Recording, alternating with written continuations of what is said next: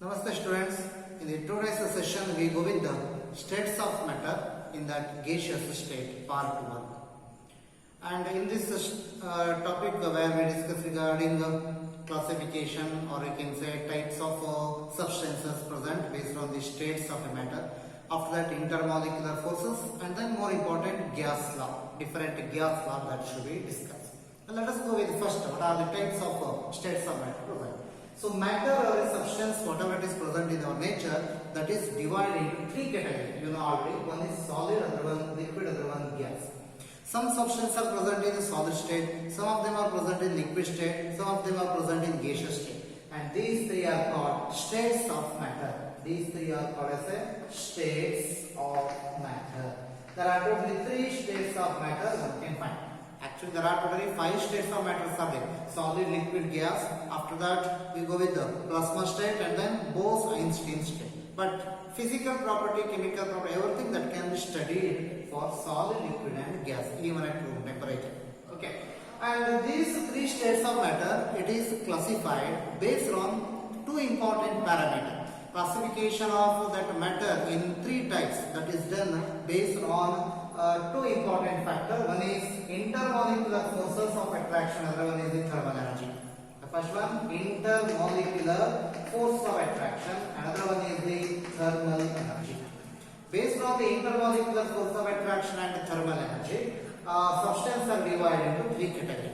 Okay. One is solid, the second one is called as a liquid, and the third one is nothing but gas. And let us see what is the variation of intermolecular force and thermal energy. So in case of a solid, remember intermolecular force of attraction. Okay, intermolecular force of attraction is greater than the thermal energy.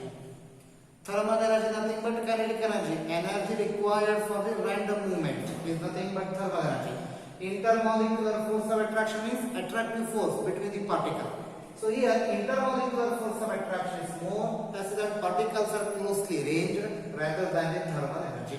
But in case of a liquid state, these intermolecular forces of attraction and the thermal energy almost close to each other, almost balances. But in case of a gaseous state, the intermolecular force of attraction is very much less, whereas thermal energy found to be more. Kinetic energy more here. If kinetic energy more, randomness is more, as a result no force of attraction observed, there is a repulsion, or you can say random movement one can find. So that state is nothing but gaseous state. So if you go with the metals like a sodium metal, sodium solid, similarly platinum solid, and also we can go with the phosphorus P4 state, phosphorus.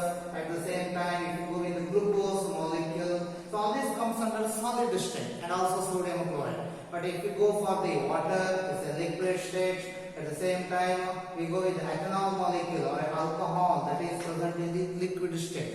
But if you go for hydrogen gas, nitrogen gas, oxygen gas, okay, helium gas, then methane, almost all hydrocarbon, all those are present in the gaseous state. So here force of attraction is maximum. Here thermal energy is going to be maximum. But in liquid state, that thermal energy and thermal energy and then intermolecular force of attraction almost balances to each other. So that is the basic point where you have to remember regarding the existence of three states of matter and what is the binding force present in them. Okay. Now let us go with the most important aspect, intermolecular forces. What type of intermolecular force present? So remember, this intermolecular force is the one of the force present between two particles. So that particle may be either atom, or it may be ion, or it may be molecule. Okay. So interparticle force or intermolecular force, nothing but force present between atom or ion, or we can say it is a molecule. So the force of attraction taking place between two species is nothing but intermolecular forces. So there are different category of intermolecular forces are there. In that first comes against hydrogen bonding. So hydrogen bonding is the one type of a chemical bond and also intermolecular forces. Next comes dipole force. Dipole force. After that, induced dipole force of attraction. Then induced dipole force. And the last one, London force, or is also force. London force, or we can say dispersion force. So except hydrogen bonding, dipole-dipole, dipole-induced dipole, induced dipole-induced dipole, London or a dispersion force, all these comes under category called weak force of attraction, that is van der Waals force. All those comes under category called van der Waals force. So broadly two types, one is hydrogen bond, other one van der Waals force. But if you consider specifically dipole-dipole, dipole-induced dipole, induced dipole-induced dipole, and also London or a dispersion force, all these are the different types of intermolecular force of attractions are perfect. Double line. Let us see the next hydrogen bonding. One by one the intermolecular force of attraction will be discussed. And already in the chemical bonding topic, little extent we find for the hydrogen bond. Basically in hydrogen bond there is a force of attraction takes place between hydrogen atom as well as more electronegative element. So for hydrogen bonding, hydrogen atom must and should be interact with involved with more electronegative element. And condition for hydrogen bonding is there must be hydrogen atom. It should be covalently bonded to electronegative element, whereas it will form hydrogen bond with more electronegative element. Normally fluorine, oxygen, nitrogen are more electronegative elements. So this is the condition. Hydrogen atom must be there. It should be covalently bonded with the electronegative element, but it should form hydrogen bonding with the more electronegative. First three highest more electronegative, fluorine, oxygen and nitrogen. This is the symbolic representation for hydrogen bonding. Okay.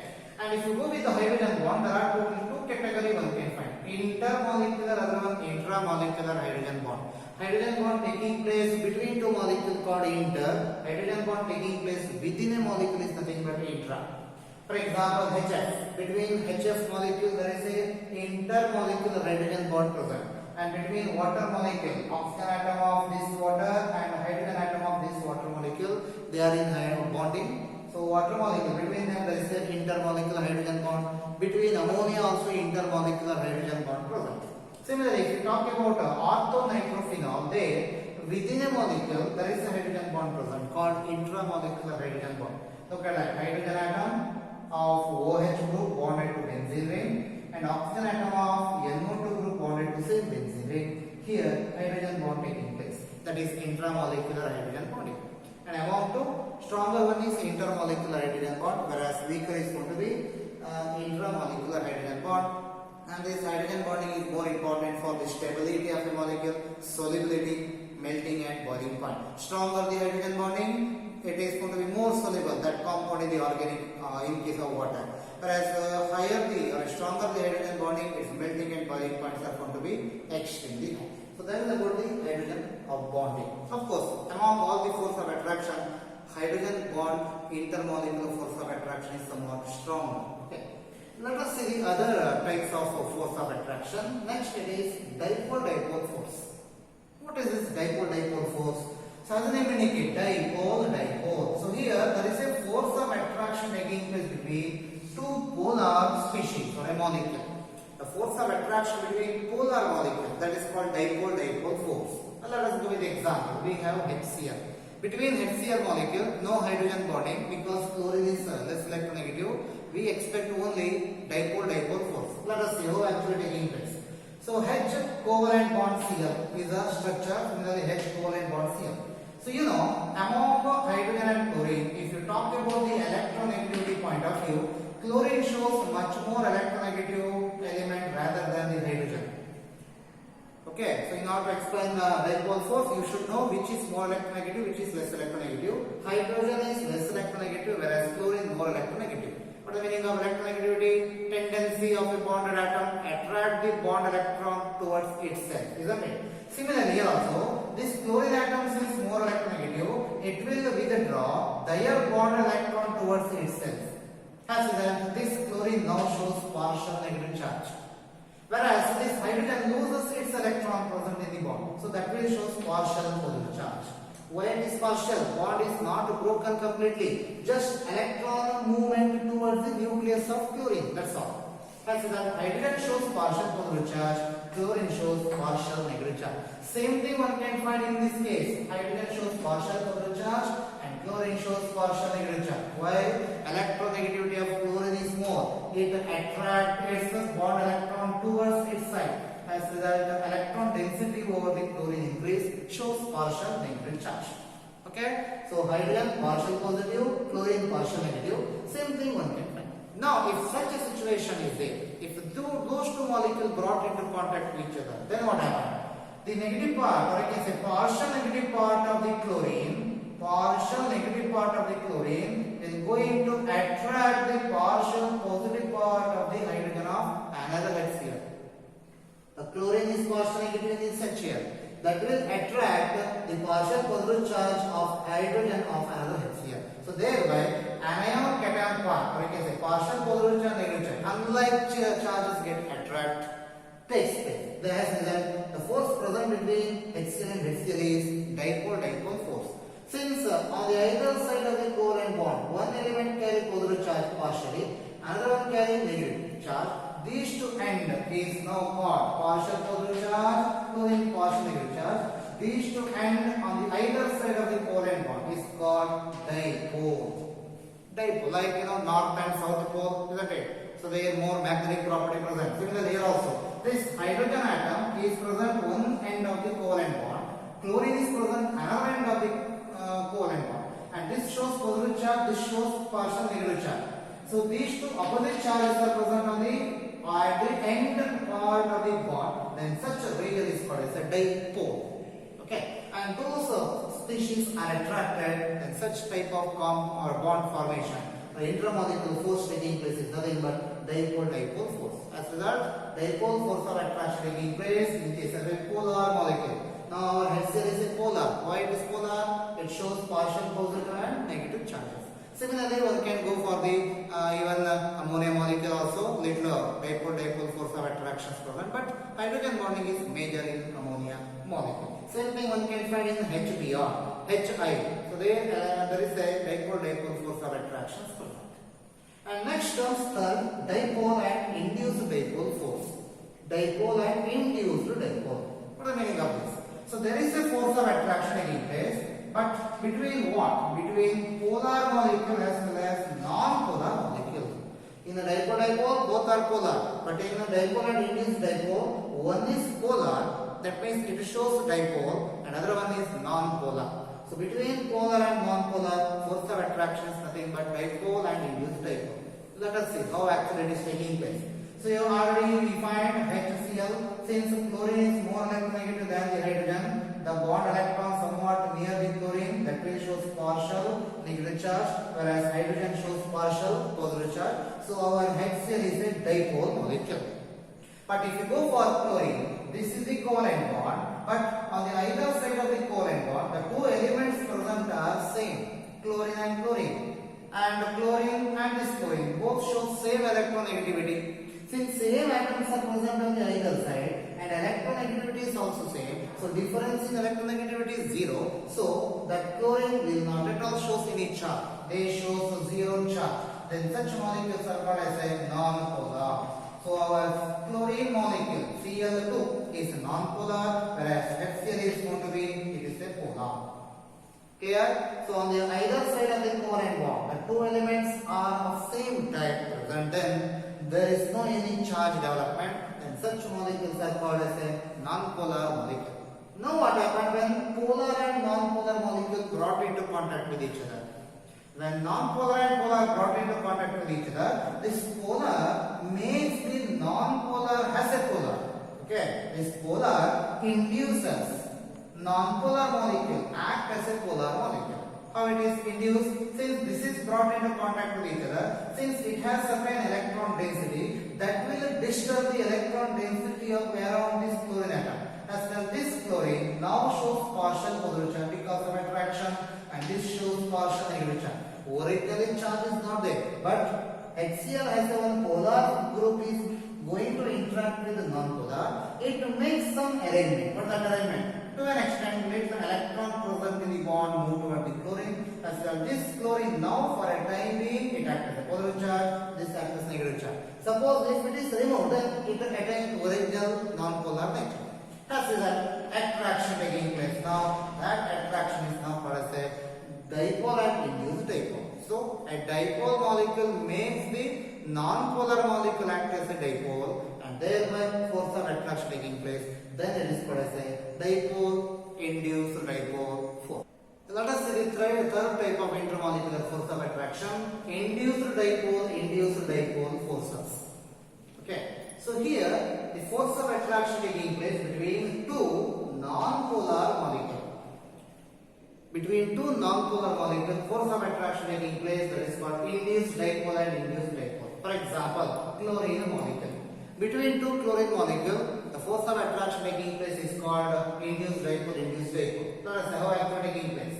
Look at that, chlorine is there. So actually charge is found to be zero individually. They are non-polar molecules. But when these two comes in contact with each other, due to the difference in the electron cloud over the surface, so electron cloud around the chlorine atoms disturbs, thereby it will show partial negative charge and this shows partial positive charge. Same thing one can find. Here it is positive charge and negative charge. Thereby the force of attraction taking place. So induced dipole, because of the forces of attraction, repulsion between the electron cloud of the valence shell makes the atoms partial positive charge and negative charge. Okay, so since it is a bigger size, surrounding to that more electrons are present and those electrons are repelled by the electrons of this chlorine atom. So because of that repulsion, difference in the, or you can say electron distribution disturbs, and even now the bonded atom carry partial positive, other one carry partial negative. Then the force of attraction taking place is called induced dipole and induced dipole. And remember, this is happened only when in those molecules the size of the bonded atom must be bigger. If the size of the bonded atom bigger, then electron disturbance takes place easily and partial positive negative charge or a dipole generation takes place easily. So that is happened in big size molecules or as a macromolecules. The fourth type is London force or you can say dispersion force. Among all the intermolecular force of attraction, the weakest force of attraction found is found to be London force. And that is observed first time in the London by some scientists, that is why called as a London force, and then it is dispersion force. So here there is a weak force, but there is a attractive force that takes place between atoms. Here the force of attraction takes place between atoms, means non-bonded state. So this is happened in case of a non-bonded state,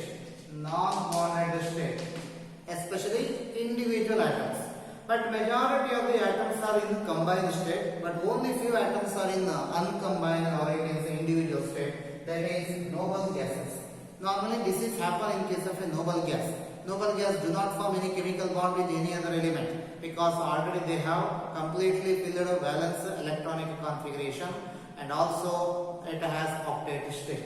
So helium, neon, argon, krypton, xenon, they do not participate in any bond formation. So in that cases where force of attraction taking place between the atoms, but it is going to be very weak. So noble gas shows London force or a dispersion force. And remember, this London force is directly proportional to size. Bigger the size of the atom, London force is more, and also it depends on the atomic mass or we can say molecular mass. Higher the atomic mass, bigger the size, London force is going to be more. As a result, if you move from helium to xenon down the group, xenon shows bigger size as well as higher atomic mass. So London force is maximum in case of a xenon, whereas helium shows the smallest or a lowest London forces because their size as well as their atomic mass is going to be less. Okay, so that down the group we can say in case of a noble gas, London force of attraction goes on, increases taking place, and also solubility is going to be more observed. If London force of attraction is more, solubility of this noble gas is also found to be more observed. That is one of the application. So helium shows less soluble, whereas xenon shows more soluble in a water because London force is more for xenon, that is why easily some water soluble taking place. Okay, so this is the fifth type of, fourth type of a force of attraction that is taking place between the molecules. Okay, so if between dipole and dipole, then it is called as a dipole force of attraction. Between dipole as well as non-dipole, or you can say non-polar, then the force of attraction is called dipole-induced dipole force of attraction. If force of attraction takes place between two non-polar molecules, then it is called induced dipole-induced Similarly, if a force of attraction is equal between atoms, especially noble gases, then it is called London or a dispersion force. Okay. Let us see the order of their intermolecular force, which is stronger, which is weaker. If you find the order, first place goes to hydrogen bond. Among all these intermolecular force, strongest force is hydrogen bond. Next place, dipole-dipole force. After that, dipole, induced dipole, then induced dipole, and last place, London force of attraction. So this order where you have to remember. Hydrogen bond stronger, whereas London force of attraction is going to be weaker also. Now we will see what are some important applications of this intermolecular force. The first application, solubility in water. If we have any molecule, then we can decide whether it is more soluble in water or not. How it is identified? If a molecule showing stronger intermolecular forces with water, then that molecule is more soluble. First we have to go with the hydrogen bond. Whether that molecule show hydrogen bond, if show hydrogen bond, easily soluble. If not, then we have to cross check whether it shows a dipole-dipole. If it is not, then induced dipole, like that. By using this order, it is possible to check whether the molecule is more soluble in water or not. Remember, a compound, if it shows a hydrogen bond, then that is more soluble rather than the compound showing dipole-dipole force. So, the intermolecular force of attraction directly depends on the solubility of that compound in water. Strong intermolecular force present, then that compound is more soluble. If weak intermolecular force of attraction is present, then that compound is less soluble or limited solubility also. Directly proportional. Okay. Next point, it depends on boiling point and melting point. If intermolecular force of attraction is more or stronger also, then that compound shows higher boiling point as well as melting point. For example, if a hydrogen bonding is there, then it shows more boiling point. For example, water. The boiling point of water is more than that of ammonia. Why? In case of water, hydrogen bonding is present and that is very strong. But in case of ammonia, hydrogen bonding is there but it is weak.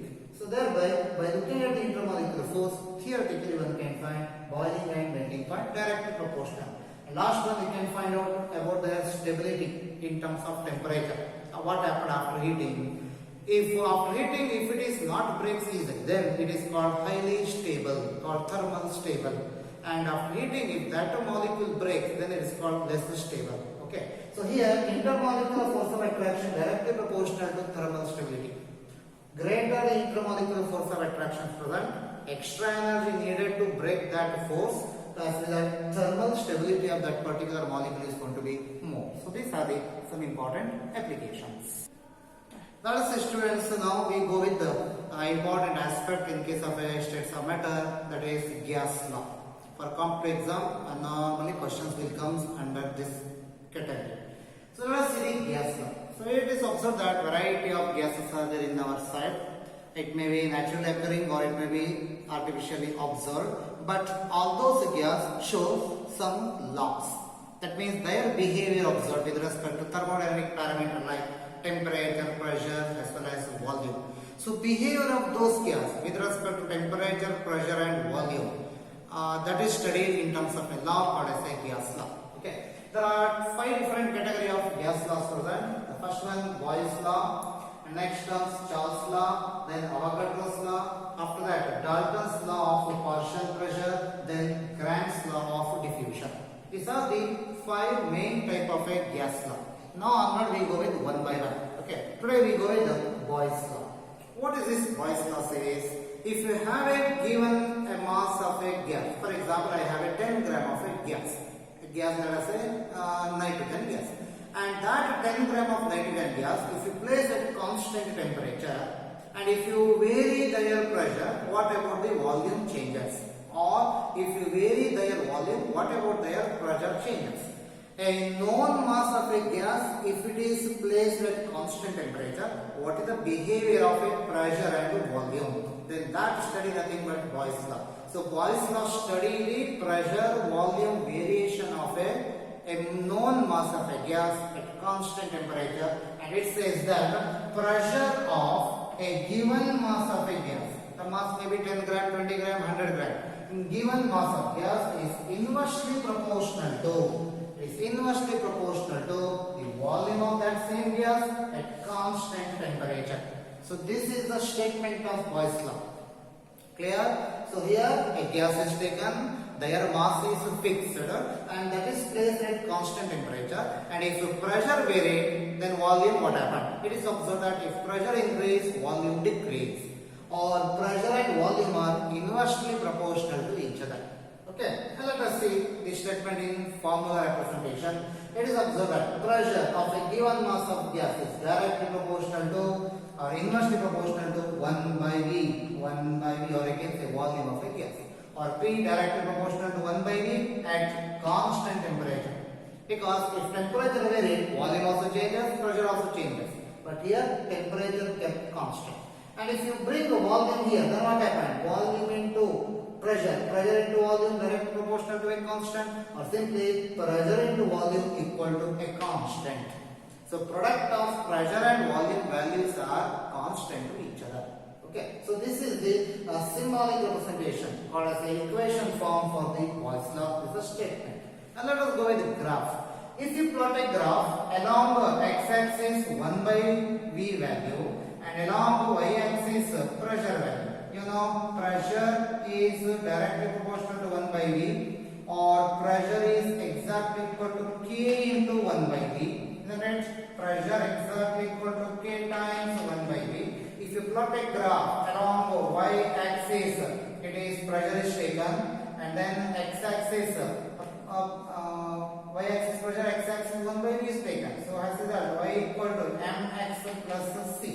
So if you plot a graph along y-axis pressure value, along x-axis 1 by V value, now what is C? C nothing but intercept, no intercept. That means we get a straight line graph that is passing through the origin, no intercept. But what about this K? K tells about the slope, area under the curve, that is slope is exactly equal to that is K. So here this is the equation of straight line, y equal to mx plus c is the equation for a straight line. So here we get a straight line graph for a pressure versus 1 by V volume curve, and that is passing through the origin. That means pressure 0 means 1 by V value is 0, and the slope is tells about that constant value. So this is observed at particular temperature T. At one particular temperature T. But if temperature changes, graph also will change. If the temperature alters, there are different straight line graph one can find. But this is observed at particular temperature. That is T1, this is T2, and this is T3. So, or if you plot a graph, this is plot of pressure versus 1 by V. Okay. And if you go with another plot, just pressure versus volume, we get curve plot.